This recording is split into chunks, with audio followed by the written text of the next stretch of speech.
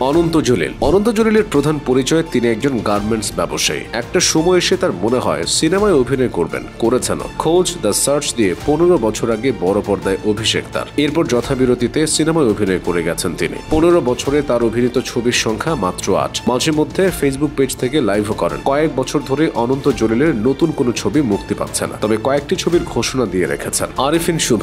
শুরুটা ছিল ramp modelling দিয়ে, এরপর বেশ কিছুদিন রেডিও জকির কাজও করেছেন। ধীরে ধীরে ছোট পর্দা হয়ে জাগো সিনেমা দিয়ে বড় পর্দায় অভিষেক। 2014 সালে মুক্তি পাওয়া অগ্নি ছবির সাফল্যের পর চলচ্চিত্র প্রযোজক ও পরিচালকদের কাছে নির্ভরযোগ্য নায়ক হয়ে ওঠেন শুভ। কলকাতায় অভিনয় করছেন এই ঢালিউড তারকা। 1.5 যুগ ধরে অভিনয় করছেন। ঢালিউডে তার শারীরিক ফিটনেস বেশ প্রশংসনীয়। জিয়াউল রোশান। 9 বছর ধরে চলচ্চিত্র অভিনয় করছেন তিনি। রক্ত সিনেমা দিয়ে শুরু হয়েছিল তার অভিনয় জীবন। অভিনয় করেছেন ওপার বাংলার জনপ্রিয় অভিনেতা দেবের সঙ্গে ককপিট সিনেমাতেও। নতুন কোনো ছবিতে অভিনয়ের খবরে তাকে পাওয়া যাচ্ছে না। নীরব হোসেন। র্যাম্প মডেল থেকে বিজ্ঞাপন চিত্রে, এরপর টিভি নাটকে অভিনয় শুরু করেন নীরব। সেখান থেকে ডাক পান চলচ্চিত্রে। 2009 সালে পরিচালক শাহিন সুমনের মন যেখানে হৃদয় সেখানে চলচ্চিত্র দিয়ে নিজের সিনেমা জীবন শুরু করেন। এখন পর্যন্ত ঢাকায় ছবির এই নায়কের 30টির মতো ছবি মুক্তি পেয়েছে। একাধিক চলচ্চিত্রের কাজ চলছে। জায়েদ খান। সিনেমার চেয়ে সিনেমার বাইরের কর্মকাণ্ড নিয়ে সবচেয়ে বেশি আলোচিত জায়েদ খান। সেই 2006 সাল থেকে চলচ্চিত্রে কাজ করছেন তিনি। 19 বছরে তার অভিনীত ছবির সংখ্যা 19।